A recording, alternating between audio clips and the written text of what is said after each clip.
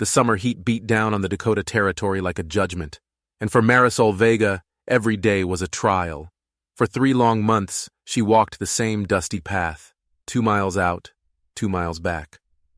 2 wooden buckets swung from her hands, their emptiness a hollow echo of the promises that had brought her to this forsaken place.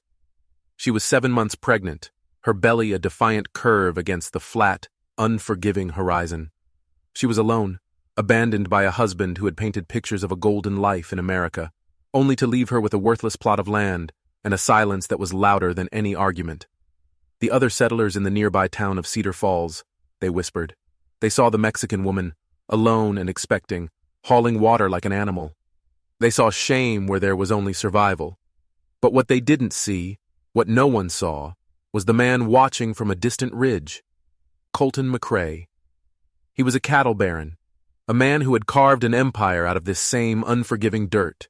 He was a man who had buried his heart along with his wife and child years ago. And yet, something about the quiet fire in that distant, struggling woman had stirred an ember he thought was long dead. He told himself it was just a neighbor's concern. He told himself it was just a flicker of pity. But as he watched her battle the prairie day after day, a question began to form in his mind, a question that would change everything. Could a hardened man's unexpected attention be the salvation they both desperately needed, or was it the beginning of a different kind of storm? The morning sun cast long, skeletal shadows across the grasslands. For Marisol, time wasn't measured by a clock. It was measured by the burning in her shoulders, the ache in her lower back, the relentless rhythm of her pilgrimage to the creek. 2 miles there, 2 miles back. Each step was a small war won against a world that wanted her to surrender. She set the buckets down, her hands raw and calloused. These were not the hands of the woman who had once embroidered flowers on fine linen in New Mexico. These were the hands of a survivor, stained with mud and grit and the bitter residue of broken dreams. Behind her, the cabin stood as a monument to lies. Miguel had called it their palace. It was 4 walls and a roof that wept with every rainstorm, chinked with a mixture of mud and hope that had long since turned to dust. Inside was her entire world, a narrow bed, a rough-hewn table, and a trunk containing the ghosts of a life she no longer recognized. She had arrived in the spring of 1884, pregnant with their first child, and a faith that was just as new. Miguel Guerrero had a charmer's tongue, weaving tales of gold strikes and railroad fortunes that made foolish things seem wise. She had followed him from the green valleys of her home into this endless sea of grass, believing love was a strong enough compass to guide them. She had learned the hard way that charm was no substitute for character. The morning he left, he'd kissed her forehead. He swore he was just going to the railroad camps to find work, that he'd be back before the first snow with pockets full of money. Enough for livestock, for supplies, for a hired hand to help with the homestead. That was 3 months ago. 2 letters had come, then silence. The promised supplies never arrived. She was alone, with nothing but the growing life inside her and the whispers of the townsfolk who saw her as a cautionary tale. Miles to the north, on a rise that surveyed 10,000 acres of prime cattle country, Colton McCrae stood at his window.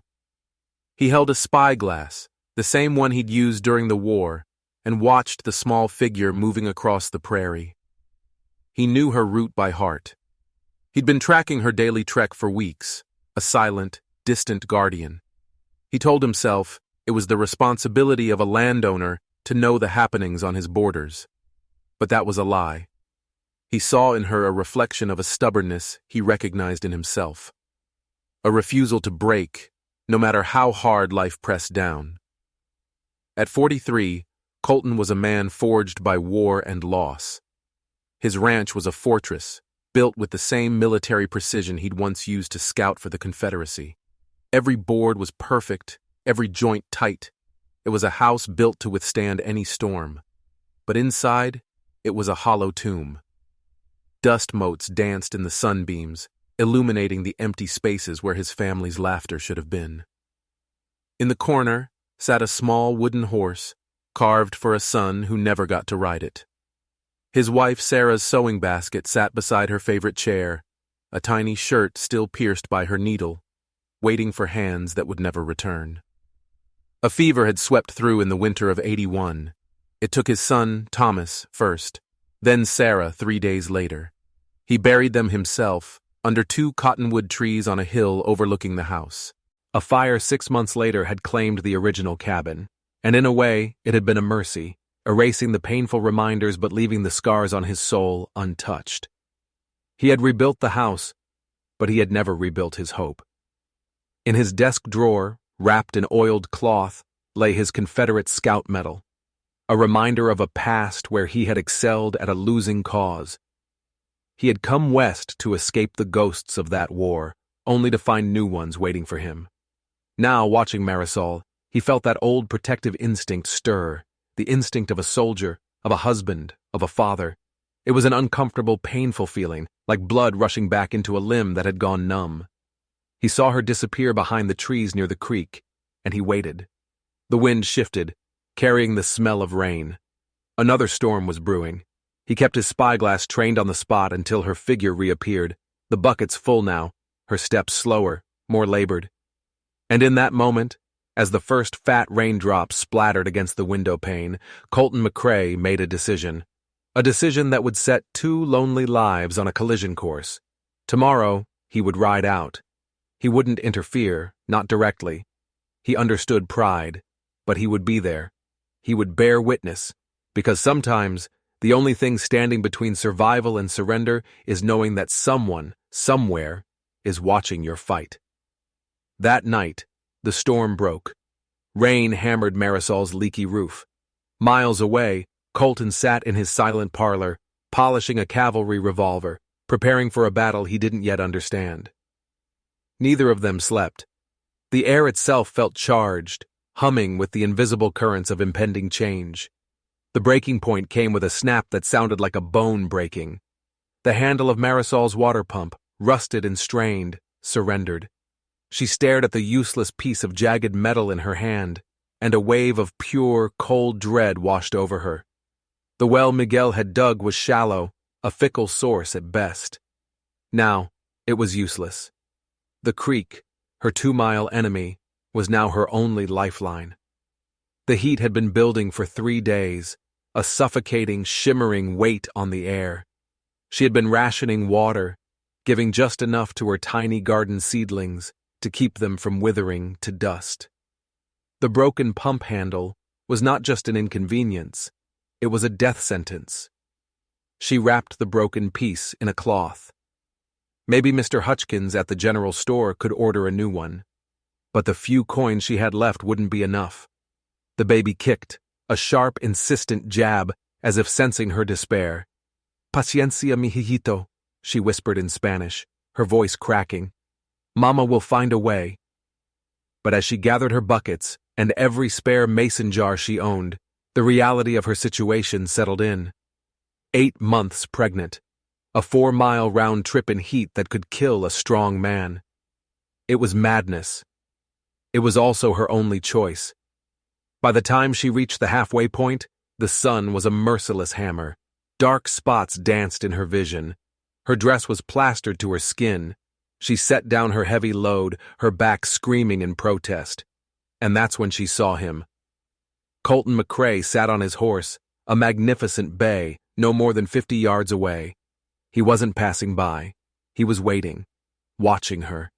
The knowledge should have brought a flush of shame, but she was too exhausted for pride. He dismounted, moving slowly, cautiously, as if approaching a wild, wounded thing. "Mrs. Vega," he said, his voice a low rumble. He touched the brim of his hat. "It's a mighty hot day for such a long walk." She straightened, trying to gather the scraps of her dignity. "Mr. McCrae." She knew who he was. Everyone did. "I was riding out to check my fences," he said. It was a lie, a polite fiction offered to spare her pride, and they both knew it. "Noticed you might be struggling." He gestured toward the lone cottonwood near the creek. "Might be wise to rest in the shade a spell." She wanted to refuse. She had built a fortress of independence around her heart, and she couldn't let him breach it. But her body betrayed her. She swayed, a wave of dizziness threatening to pull her down. He took a step forward, then stopped himself, respecting the invisible line between them. "I'm fine," she said, the words a breathless lie. "Ma'am," he said, his voice gentle but firm.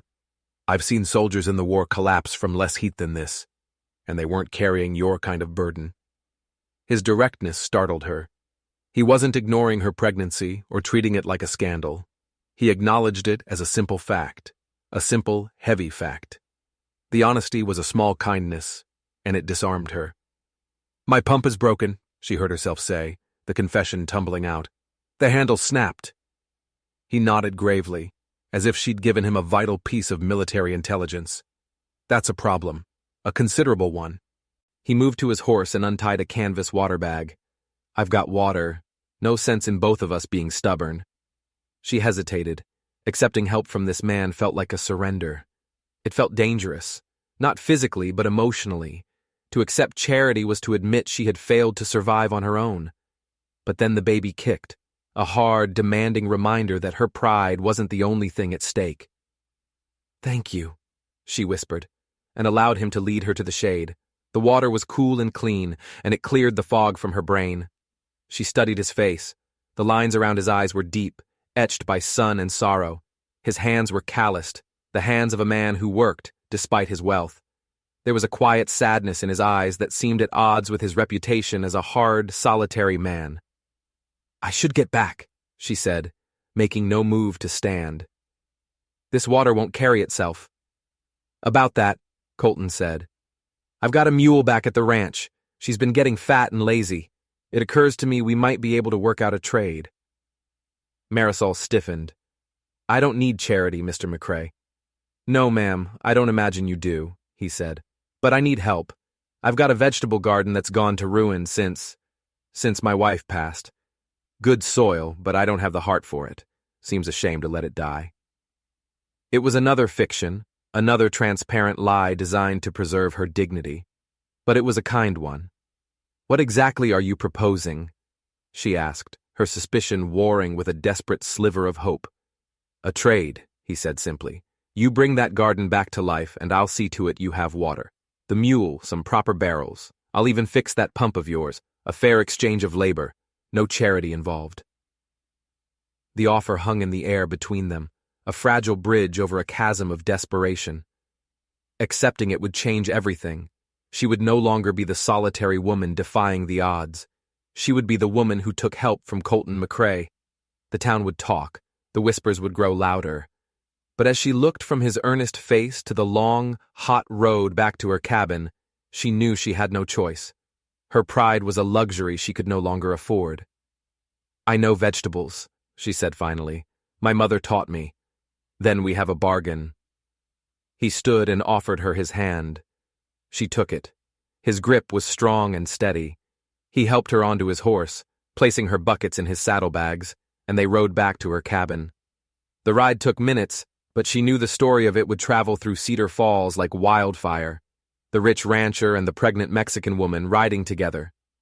But for the first time in months, as she felt the steady strength of the horse beneath her and the blessed relief of not having to walk, Marisol Vega found that she didn't care what the town thought. A change was coming.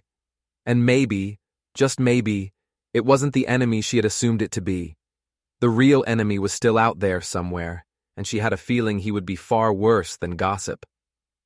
The pre-dawn light was gray and thin as Marisol knelt, her mother's rosary cool against her fingers. "Mama," she whispered to the small wooden cross on her wall, "what should I do? Can I trust this man?" The only answer was the silence of the prairie. Her mother had been a woman of practical faith. She believed God helped those who helped themselves, but she also knew a fool when she saw one. And a woman who refused help when her child's life was at stake was a fool. A sound outside broke her prayer, the nicker of a horse. She opened the door to find Colton McCrae leading a sturdy brown mule. A large wooden barrel, fitted with a spigot, was strapped to its back. "Morning, Mrs. Vega," he said, his face unreadable. "Brought that mule I mentioned, if the offer still stands." The animal was well cared for, her coat gleaming. The barrel was a godsend. It would hold enough water for a week. "This is too much," she said, her voice small. "It's a loan," he said firmly. "The mule's name is Rosie. The barrel's got a slow leak, which is why I'm not using it. Figured you wouldn't mind." Another polite lie. She approached the mule and Rosie nudged her hand with a soft muzzle. "What do you want in return?" she asked, the words sharp with suspicion. In her experience, men always wanted something. Colton looked out at the horizon, his gaze distant. "I told you, the garden, but if you're asking what I really want—" He turned, and his eyes met hers. They were clear and direct. "I want to know that you and that baby are going to be all right.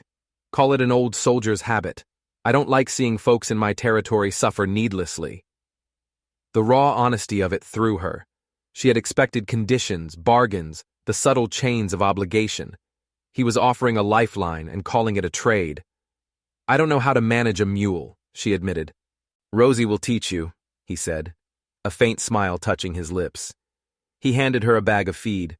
"The garden is a quarter-mile north of my house. Go take a look when you're ready." And just like that, he was gone, leaving her with a mule, a water barrel, and a profound sense of confusion. Later that afternoon, after an almost miraculously easy trip to the creek with Rosie, curiosity won. She walked toward Colton's property, the fence line a stark border between her poverty and his prosperity. The garden, when she found it, was a tragedy. It had been laid out with love and skill. The beds were perfectly arranged, with channels for rainwater. She could see the ghost of a masterpiece beneath the choking weeds. But as she knelt to inspect the soil, her fingers brushed against something hard. It wasn't a rock.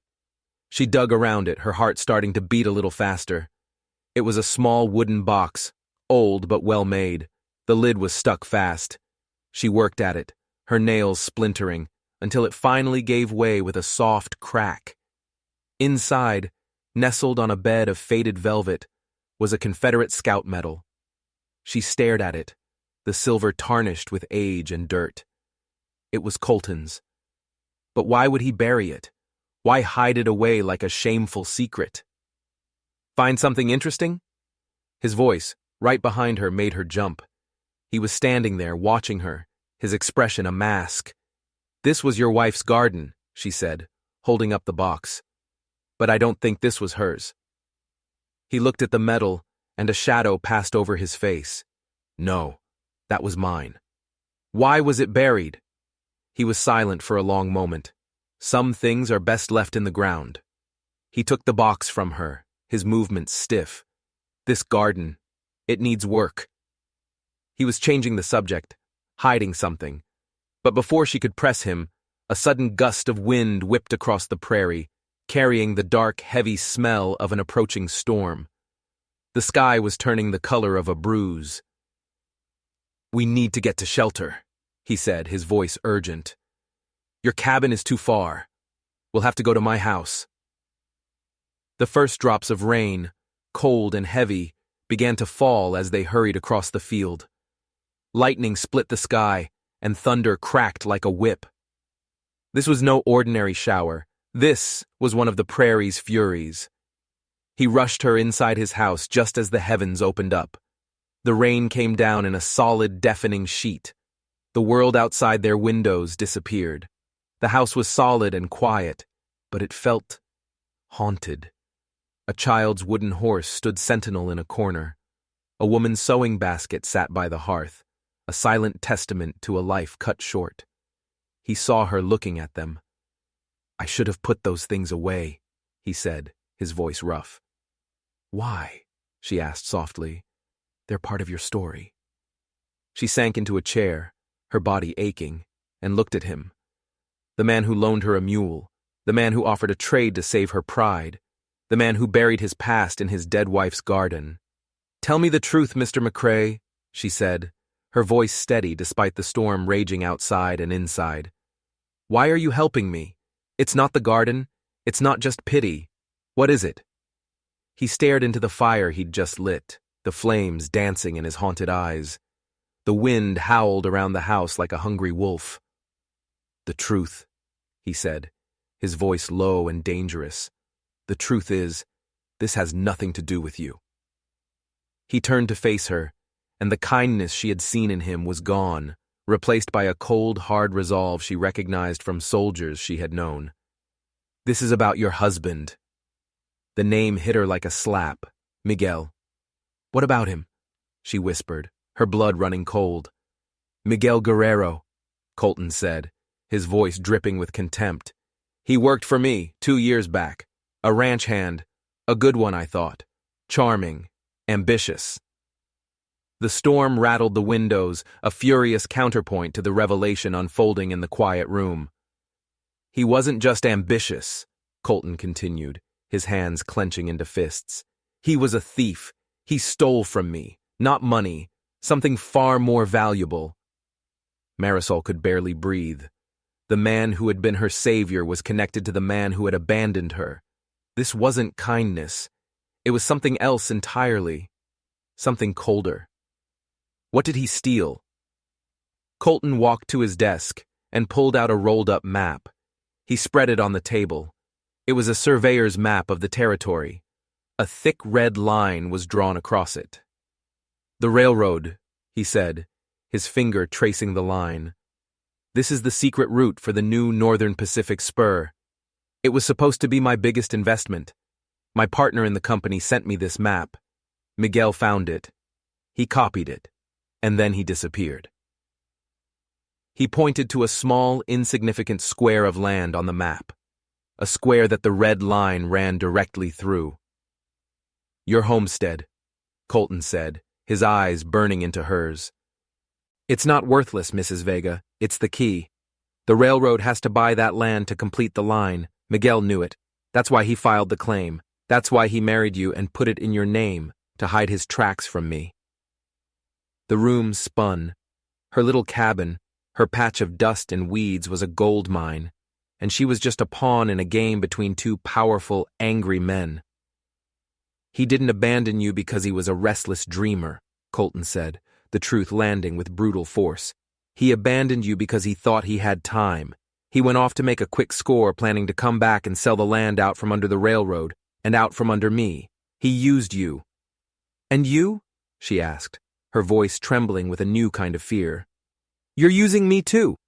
This trade, the mule. You just want the land.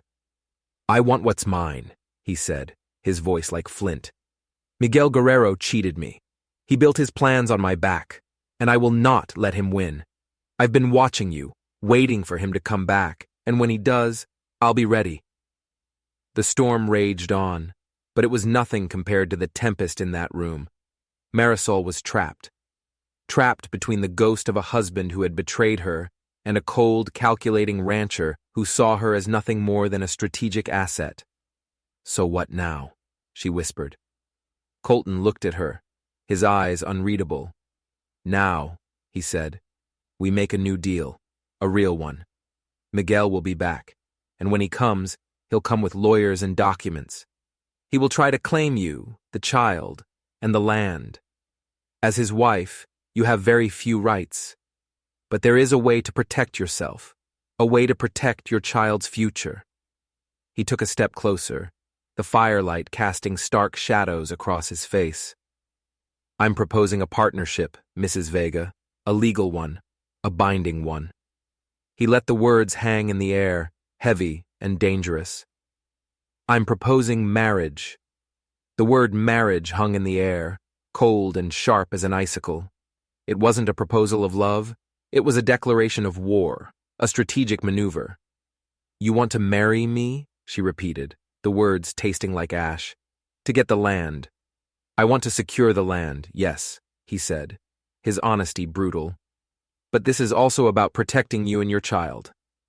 When Miguel returns, he will see you as property. The law will, for the most part, agree with him. But as my wife, the wife of Colton McCrae, a man with considerable influence in this territory, things become more complicated for him. The claim is in your name. If you are my wife, that claim becomes part of my estate. It gives us the legal high ground. It was a cold, calculated plan. A business transaction. She would trade her freedom from one man for protection from another. She would go from being Miguel's pawn to Colton's queen, on a chessboard she didn't understand. "What's in it for me?" she asked, finding a sliver of her old defiance. "I become your wife. You get control of my land. I'm still a piece of property, just with a new owner." "No," he said. And for the first time, a flicker of something other than cold strategy entered his eyes. "You would be a partner. You would have the protection of my name and my resources. Your child would be raised in safety and comfort, not in a leaking shack at the mercy of a man who abandoned you.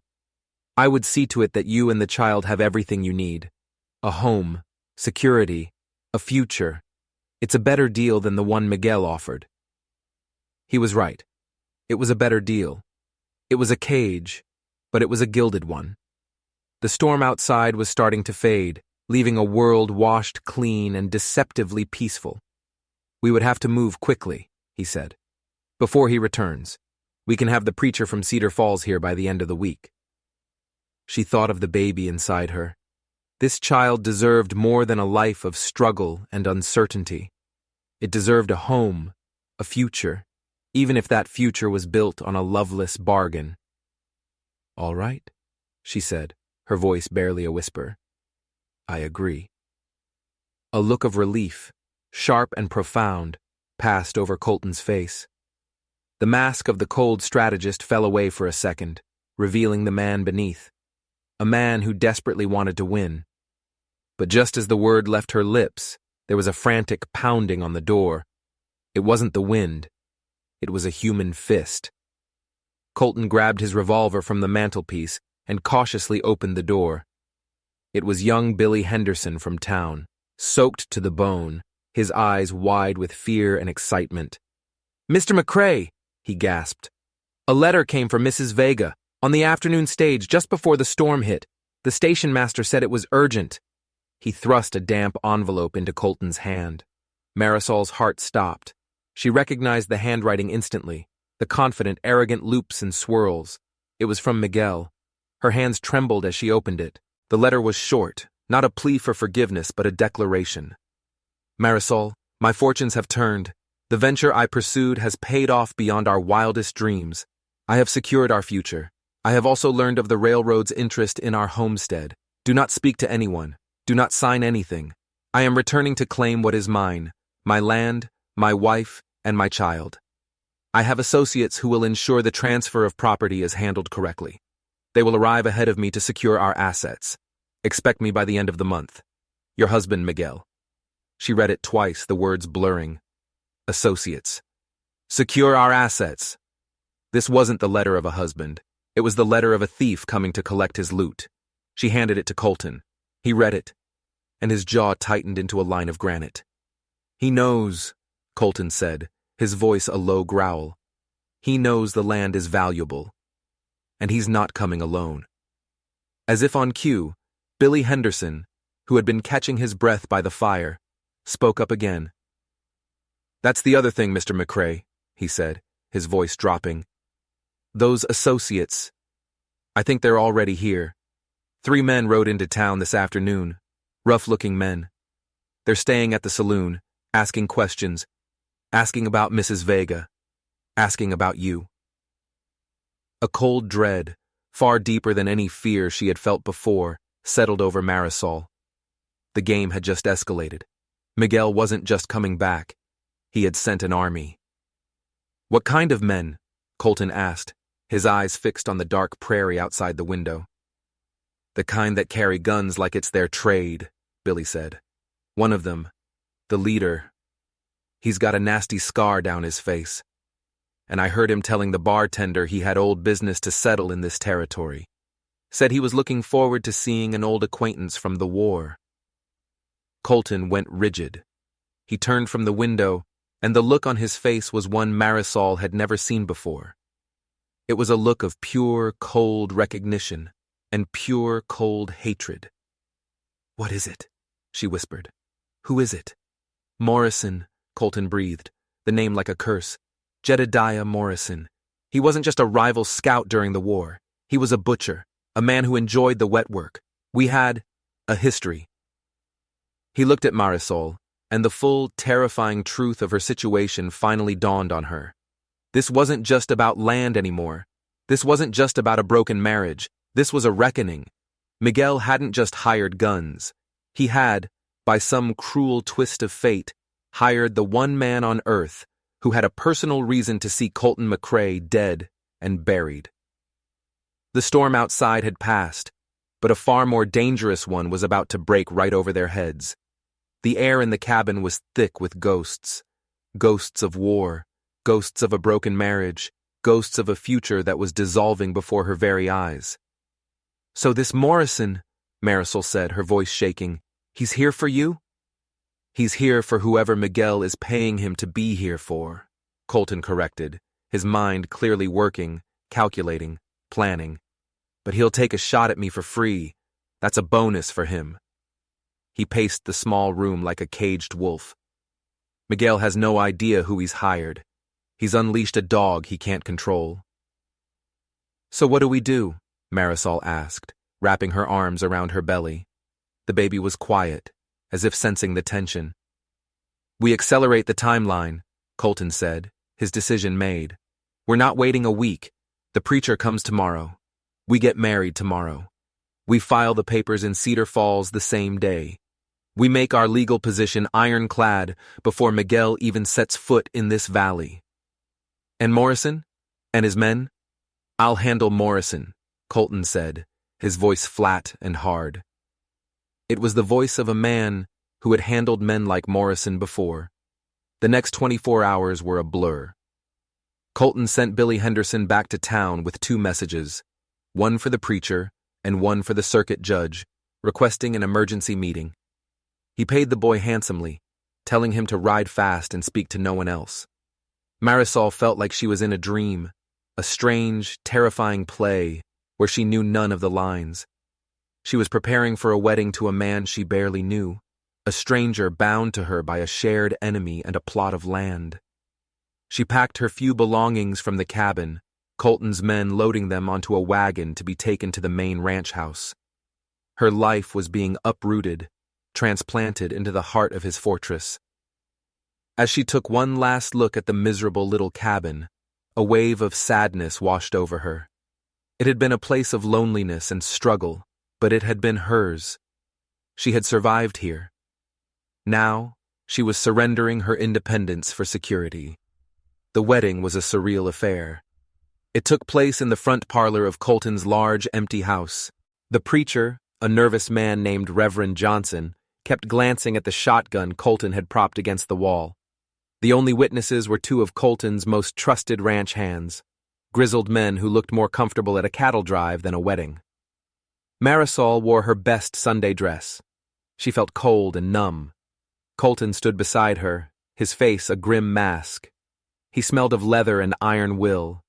When he slipped the simple gold band onto her finger, it felt heavy, like a manacle. They were pronounced man and wife. There was no kiss, only a grim, determined nod between them. This was a contract, a treaty, not a marriage. Immediately after, they rode to Cedar Falls. Marisol rode in a covered buggy, hidden from view. Colton and his 2 men rode alongside, their rifles held ready.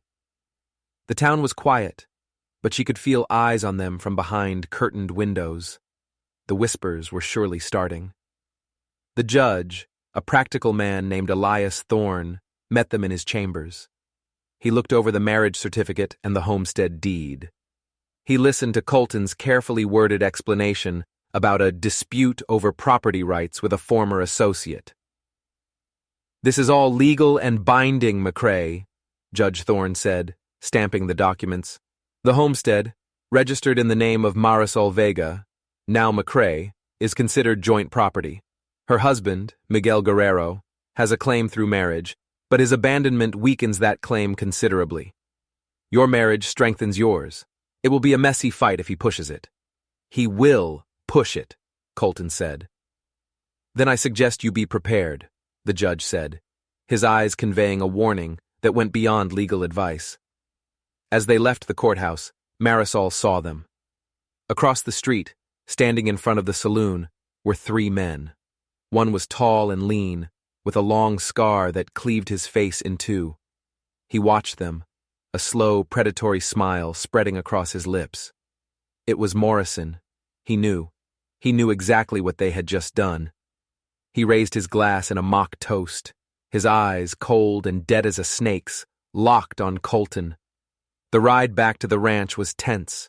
The air crackled with unspoken threat. They had made their move. Now the board was set for their enemies to make theirs.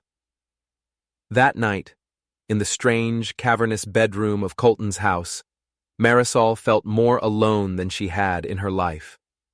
This was her wedding night. She was in a massive, comfortable bed, but the man who was now her husband was sleeping in a chair by the door, his revolver on the table beside him. He was a sentinel, not a husband. A sharp, cramping pain shot through her lower back. She gasped, sitting up. It couldn't be. It was too soon. Weeks too soon. Another pain, stronger this time, seized her. It wrapped around her belly like a band of iron. She cried out. Colton was on his feet in an instant, his gun in his hand, his eyes wild with alarm. "What is it? Are they here?" "No," she gasped, clutching her belly. "It's the baby! The baby is coming!" Colton stared at her, his face paling beneath his tan. Of all the things he had prepared for, gunfights, legal battles, a siege, this was the one thing he had not anticipated. Not now, not tonight. Outside, the wind began to howl, a low, mournful sound that was growing in intensity. The sky, which had been clear an hour before, was now a roiling mass of dark clouds. A blizzard was coming, a full-blown early-season Dakota blizzard. They were trapped. The doctor was in Cedar Falls, an impossible journey now. The nearest midwife, Mrs. Henderson, was miles away, and somewhere out in that rising storm, Miguel Guerrero was riding towards them, with a butcher named Morrison leading the charge. The baby was coming. The storm was here, and their enemies were closing in. The fortress Colton had built was about to become a tomb. "The pains," Colton said, his voice tight with a controlled panic he couldn't quite hide. "How far apart are they?" "Close," Marisol gasped, gripping the bedsheets as another wave of agony crested over her. "Too close." This wasn't supposed to happen, not like this. Her baby was coming into a world of chaos and violence, born into a siege. Colton's mind, the mind of a military strategist, was racing. "I'll send one of the men for Mrs. Henderson. He can try to beat the worst of the storm." "No one can ride in this," she cried, as a gust of wind slammed against the house with the force of a physical blow. "They'll die." He knew she was right. The sound of the wind was no longer a howl, it was a shriek. The windows were rattling in their frames. Snow was already beginning to plaster itself against the glass, obscuring the outside world, shrinking their universe down to this one, terrifying room. "All right," he said, the commander taking over. He turned to the 2 ranch hands who had been standing guard downstairs. "Johnson, boil water, lots of it. Find every clean sheet and towel in this house. Peterson, bar every door and window. No one gets in or out. Go." The men, grateful for orders, scrambled to obey. Colton turned back to Marisol, his face a mask of grim determination. "Looks like you and I are delivering this baby, Mrs. McCrae." The formality of her new name sounded absurd in the intimacy of the crisis. He knelt by the bed, his expression softening as he looked at her face, beaded with sweat and etched with pain. "I was there when my son was born," he said, his voice quiet. I remember some of it." The admission, a small piece of his buried heart offered up in the middle of a maelstrom, was the most comforting thing he could have said. The next few hours were a nightmare landscape of pain, fear, and the relentless screaming wind. Colton was a steady presence, his commands quiet but firm, his hands surprisingly gentle as he wiped her brow with a cool cloth. He spoke to her in a low murmur, telling her stories of his ranch, of the horses he'd raised, of anything to distract her from the pain and the terror. In the brief lulls between contractions, they could hear the storm's fury. It was a living thing, an elemental beast trying to tear the house apart. And in her delirium, Marisol imagined she could hear another sound carried on the wind, the sound of horses, of shouting men. "They're out there," she whispered, her eyes wide with fear. "Miguel is out there." "No one is out there, Marisol," Colton said firmly, though he too had heard it, or thought he had. "It's just the wind playing tricks." But it wasn't a trick. In the barn, not 200 yards from the house, Miguel Guerrero and his 3 hired guns huddled against the cold, their horses shivering in the stalls. They had been caught by the storm just as they reached the edge of Colton's property. "We should have taken them in town," Morrison snarled, his scarred face livid. "Now we're trapped in this godforsaken blizzard." "I told you I wanted to handle it myself first," Miguel said, his teeth chattering. He was no longer the confident man from the letters. He was cold, scared, and losing control of the men he'd hired. "She is my wife. I wanted to speak to her." "Well, now you can't," Morrison spat. "We're stuck here till this blows over. Could be days." He looked towards the house, its lights a faint, hazy glow through the swirling snow. Unless a man with enough motivation could make it across that yard. "You're insane," Miguel said. "You'd freeze to death in minutes." Morrison just smiled his ugly, predatory smile. "Depends on the prize, don't it? That deed is in there, and your pretty little wife. A man could be warmed by the thought of both." Back in the house, the crisis was reaching its peak. "I can see the head!" Colton shouted, his voice a mixture of terror and awe. "Marisol, you have to push! Push now!" She gave a final, desperate cry, a sound of agony and effort that seemed to silence the storm itself. And then, a new sound filled the room. The thin, wailing cry of a newborn. The sound of life. Colton, his hands trembling, wrapped the tiny, slippery body in a clean towel. He cleared the baby's airway, his movements clumsy but effective. The wail grew stronger, a healthy, indignant protest against its rude arrival. "It's a girl," he whispered, his voice thick with emotion. "You have a daughter." He laid the baby on Marisol's chest. She was exhausted, drained, but as she looked down at the tiny, perfect face of her daughter, a wave of love so fierce it stole her breath, washed away all the pain and fear. "Elena," she whispered, tears streaming down her face. "Her name is Elena." For a single, perfect moment, there was only peace in the room. There was no storm, no enemies, no bargains. There was only a mother, a child, and the man who had helped bring her into the world. The moment was shattered by a tremendous crash from downstairs. The front door. Someone had broken it down. Colton laid the baby gently in the cradle he had once built for his own son, a cradle that had sat empty for years. He grabbed his revolver. "Stay here," he ordered Marisol. "Colton, no." But he was already gone, moving down the stairs with the silent, deadly grace of a hunter. Heavy, snow-caked boots stomped into the foyer. A figure covered in ice, his face wild and half-frozen, stood there, a revolver in his hand. It was Miguel. He had made it. Driven by a mad obsession, he had crossed the storm-lashed yard. "Where is she?" he roared, his voice hoarse. "Where is my wife, my son?" "You have a daughter, Guerrero," Colton said calmly from the shadows of the staircase. "And Marisol is my wife now. You are trespassing." Miguel stared, his half-frozen mind struggling to process it. "Your wife? Impossible." "The papers were filed yesterday," Colton said. "The land, the woman, you lost them both." Miguel's face contorted in a mask of pure rage. "She is mine!" he screamed, raising his pistol. At the same instant, a second figure appeared in the broken doorway behind Miguel. It was Morrison, his face blue with cold, a rifle in his hand. "Drop it, McCrae!" Morrison shouted, his voice cracking. "The party's just getting started!"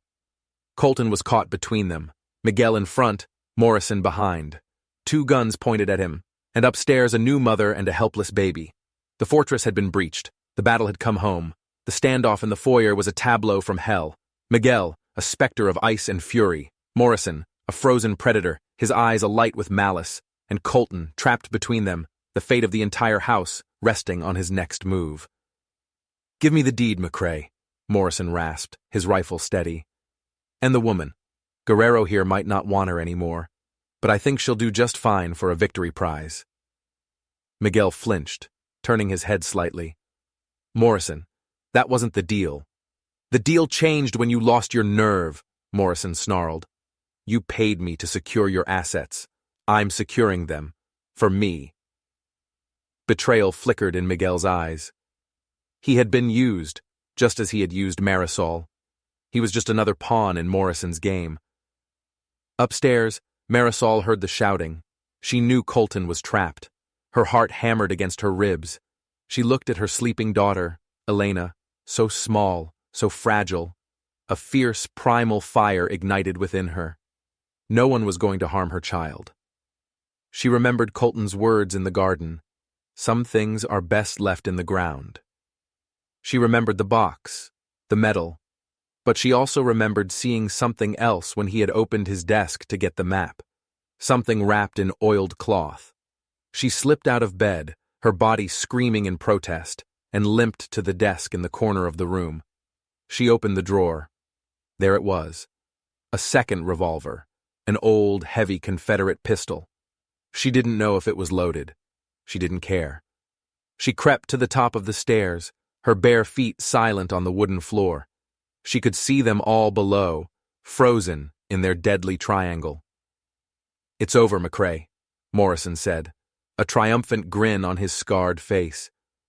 "Drop the gun, or your new bride becomes a widow on her wedding night." Colton's eyes flickered, calculating. He knew he couldn't take them both, but he wasn't alone.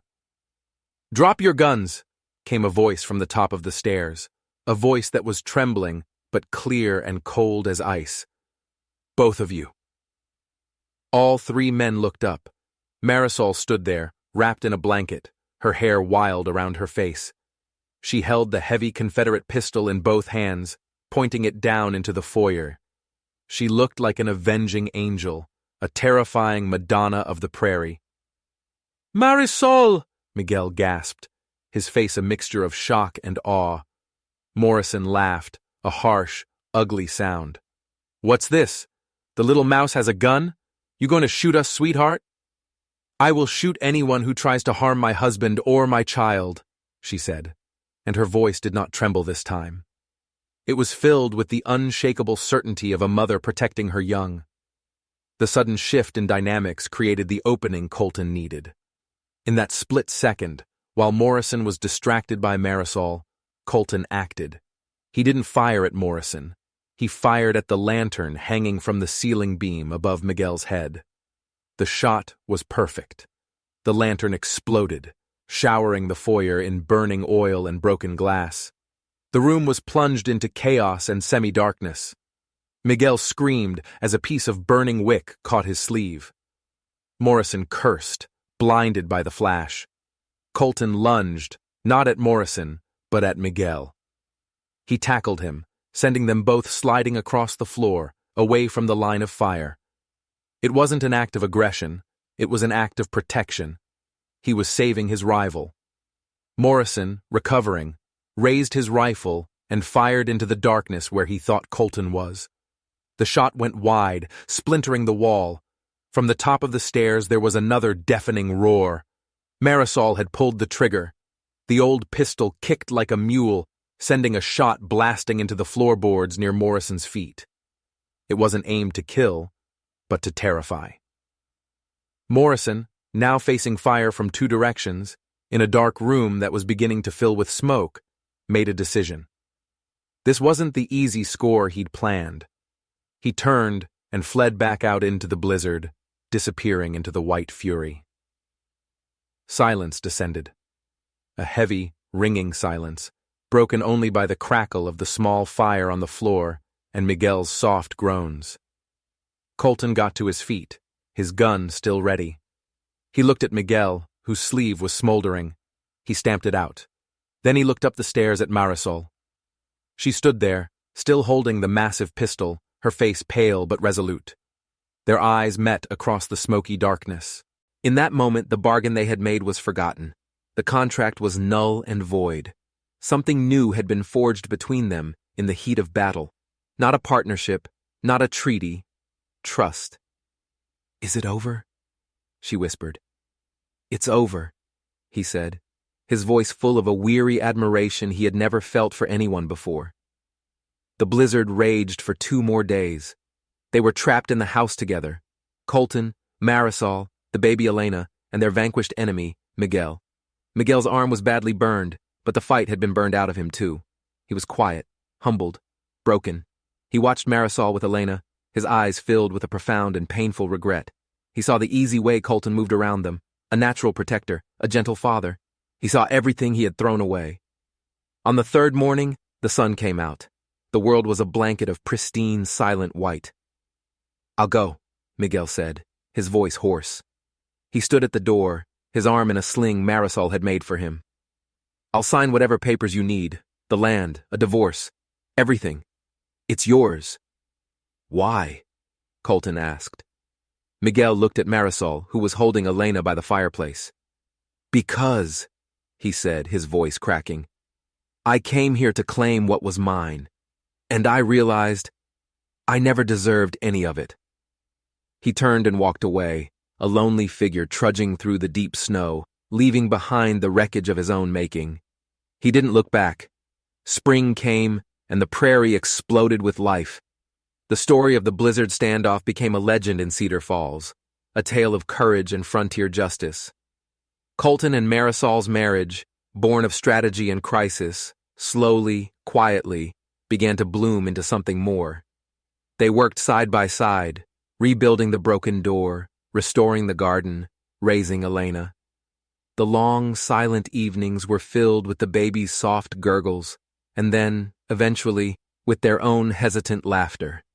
The love that grew between them wasn't a sudden fire, but a slow, steady warmth, like the prairie sun. It was built on a foundation of shared danger and mutual respect. He loved her for the steel he had seen in her at the top of the stairs. She loved him for the gentleness he showed with her daughter.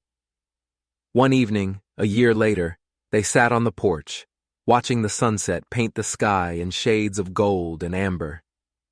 Elena, now a toddler, chased fireflies on the lawn. A letter had arrived that day from a lawyer in Denver. Miguel had sold his freight business and moved east. He had enclosed a bank draft for a substantial sum, made out to Elena McCrae. For her education, the note said. It was the last they ever heard of him. Colton reached over and took Marisol's hand. Her hand, once calloused from hauling water, was now softer, but no less strong. His hand, which had held guns and buried a family, now held hers, with a tenderness he thought he had lost forever. They had both been exiles, lost in their own private wildernesses of grief and betrayal. But in the most unlikely of circumstances, on a worthless patch of land that turned out to be priceless, they had found their way home. They had found it in the courage of a desperate mother, the honor of a wounded soldier, and the surprising, resilient love that can grow in the most unforgiving soil.